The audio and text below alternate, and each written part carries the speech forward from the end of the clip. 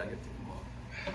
Hi, my name is Attorney David Pinyerd, and I'm the founder of Pinyerd Disability Law LLC.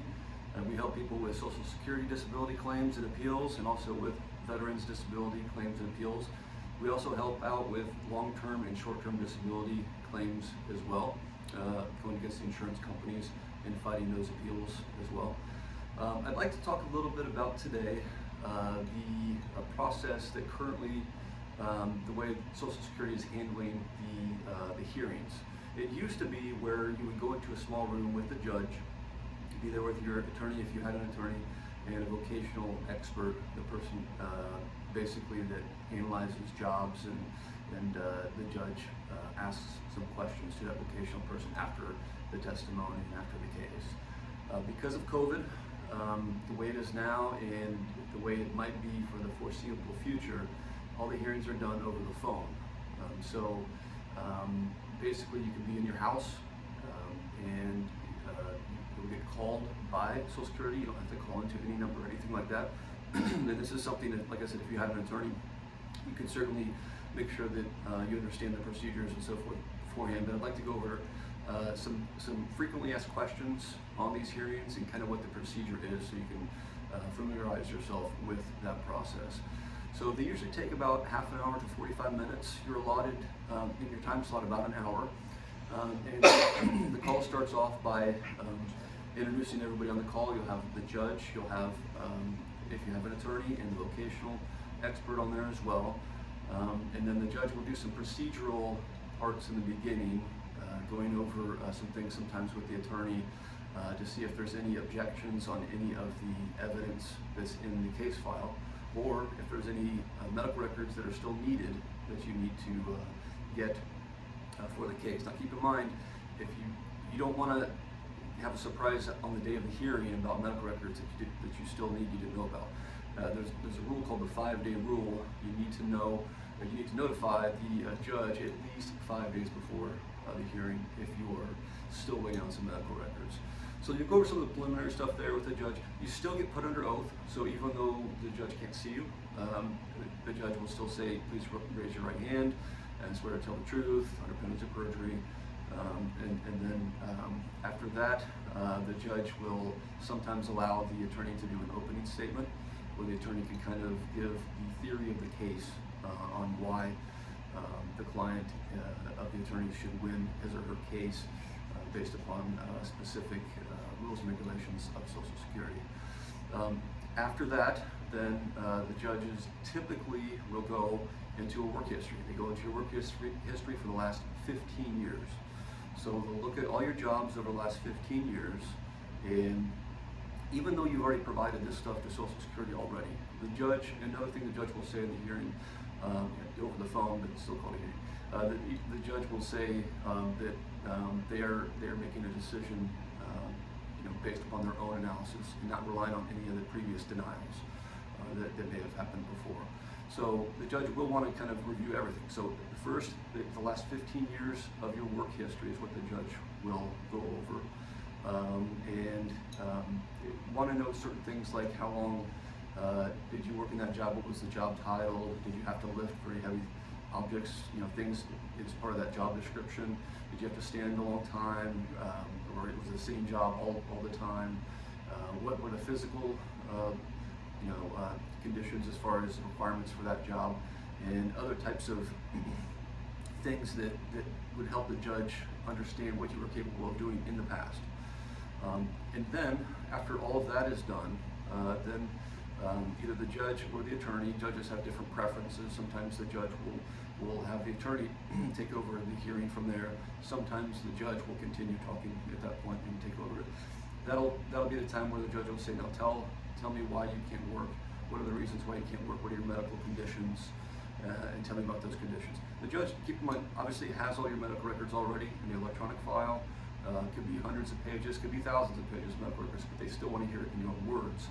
Why is it that you're not able to work full-time for at least a year and not miss significant amounts of work that would be unsatisfactory in any job, but essentially be work preclusive? So what would be the reason that basically is what the judge wants to hear from you. So at that part, it's important to realize that you can give that from your perspective. It's not the time to basically try to boast or brag about what you're able to do, but you just can't find a job out there. You need to explain why you're not able to because of your disabilities, either your mental or your physical, or your mental and physical conditions. After you kind of give your explanation of that, then we'll go into more specific detail on each of those conditions, maybe asking what medications you're taking, and then going over what restrictions that your medical conditions cause you to have, and why you can't do any of the work that you did in the past because of those conditions, and also can't do any work, any other job besides just the work that you did in the past. So the judge will ask you a series of questions. If the judge is asking, or if your attorney is asking, we'll ask those questions to try to understand the limitations that you do have because of your disabilities.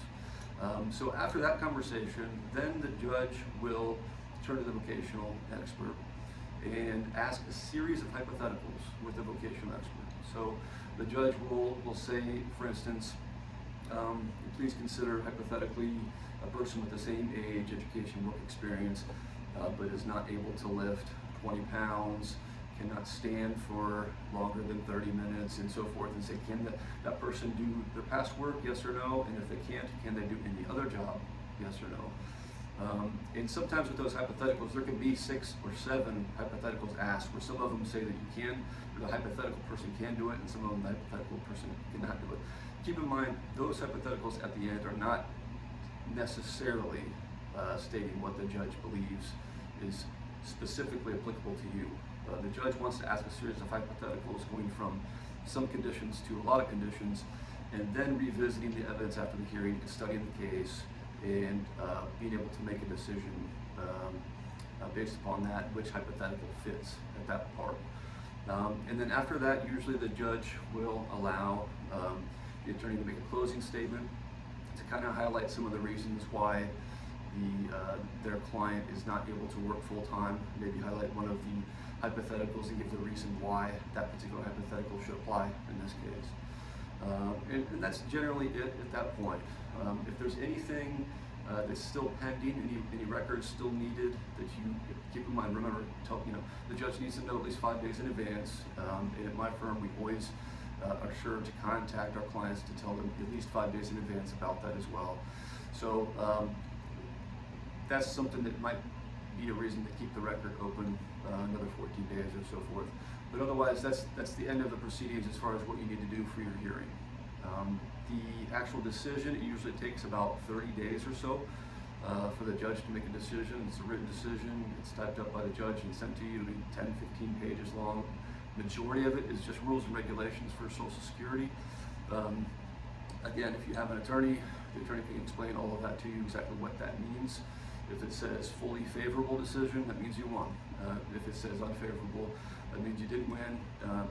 But don't worry, you still have options. If you don't win at the judge level, you can still appeal that to the appeals council, and then even the federal court, and even the federal court of appeals. So there's always options after that.